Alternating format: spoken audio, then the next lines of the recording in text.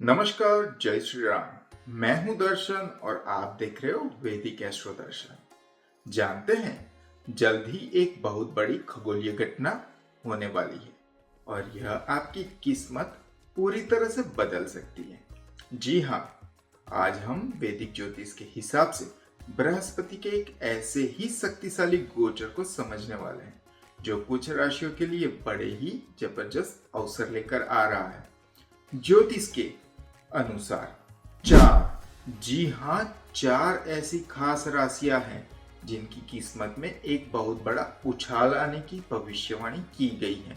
तो चलिए फिर देर किस बात की, सीधे मुद्दे पर आते हैं और देखते हैं कि ब्रह्मांड आखिर किन राशियों पर अपनी कृपा बरसाने वाला है। क्या पता इनमें से एक आपकी ही राशि हो। तो इन भविष्यवाणियों के पीछे की असली वजह क्या है? यह सब कुछ जुड़ा है बृहस्पति ग्रह के एक बहुत ही पावरफुल बदलाव से। आइए पहले इसी ज्योतिषीय घटना को थोड़ा समझ लेते हैं।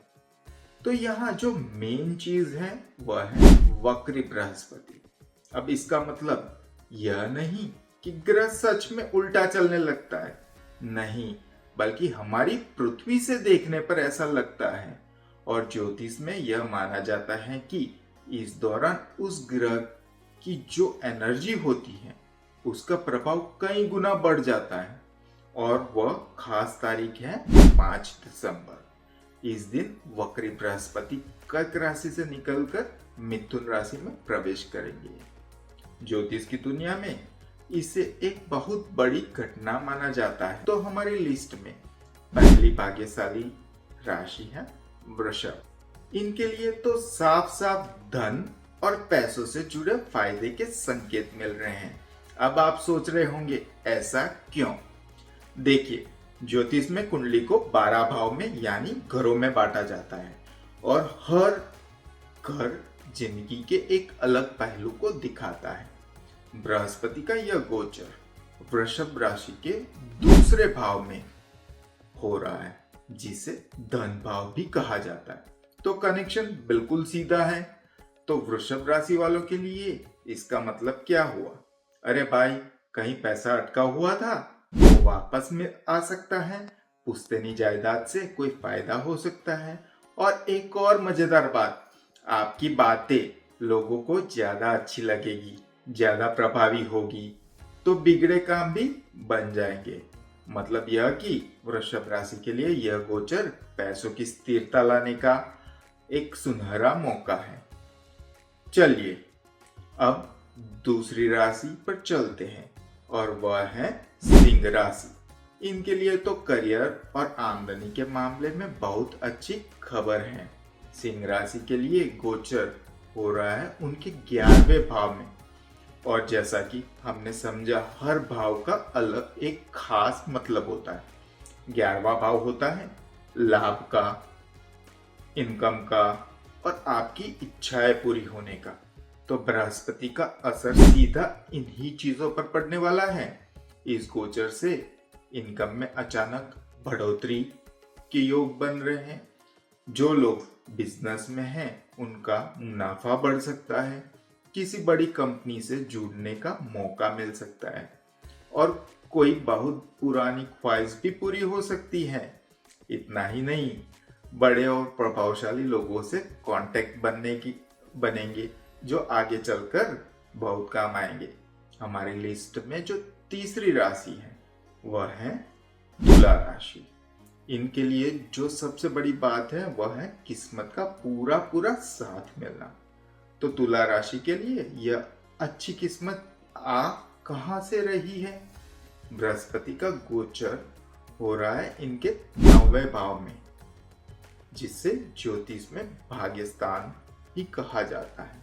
तो यह संकेत कि यह गोचर इनके लिए भाग्य के दरवाजे खोलने वाला है। इस दौरान किस्मत पूरी तरह से मेहरबान रह सकती है।